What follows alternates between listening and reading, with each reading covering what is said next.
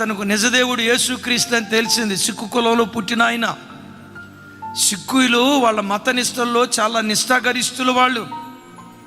యేసుక్రీస్తు నిజదేవుడు అని తెలిసిన తర్వాత పరిశుద్ధ గ్రంథమైన బైబిల్ తీసుకొని తన ఇంటికి వచ్చాడు. ఇంగ్లాండ్ దేశం నుంచి తల్లిదండ్రులు అన్నారు, రేయ్ నువ్వు క్రైస్తవ కుక్కవే, బ్రిటిష్ వాళ్ళ ఎంగిలి మెతుకులకు అమ్ముడు పోయినటువంటి వాడివే, నేను సంపాదించిన ఆస్తి నీకు కావాలంటే క్రీస్తును వదిలిపెట్టు.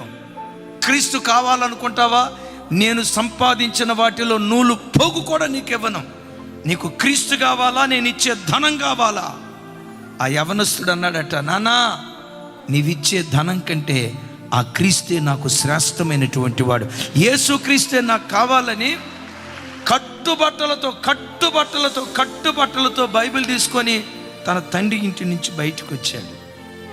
ప్రపంచ దేశాలంతా తిరిగి గొప్ప సేవ చేసి ఆ ఒక్క వ్యక్తి 10,000 సంఘాలు స్థాపించే గొప్ప దైవజనుడిగా మార్చబడ్డాడు. ఆయనే ద గ్రేట్ భగత్ సింగ్ అయ్యాడు. ఆయన చనిపోయినప్పుడు ప్రపంచ దేశాల నుంచి కొన్ని లక్షల మంది ప్రజలు వచ్చారు. అప్పుడు నారాయణగూడలో నేను ఉద్యోగం చేస్తూ ఉన్నాను.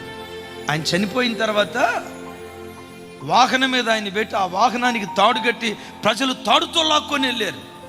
ఆ గొప్ప దైవ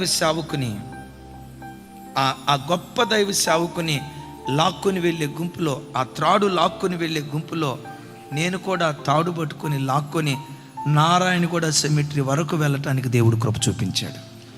దైవజన్మ, ఈ నిజదేవుని నువ్వు తెలుసుకున్నందుకు కొన్ని నిందలు వస్తాయి, కొన్ని అవమానాలు వస్తాయి.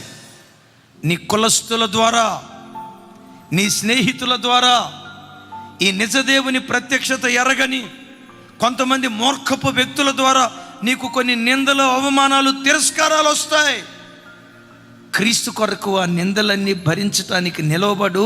ఒక రోజు వస్తుంది, ఆ నిందలన్నిటినీ వందలుగా దేవుడు మారుస్తాడు.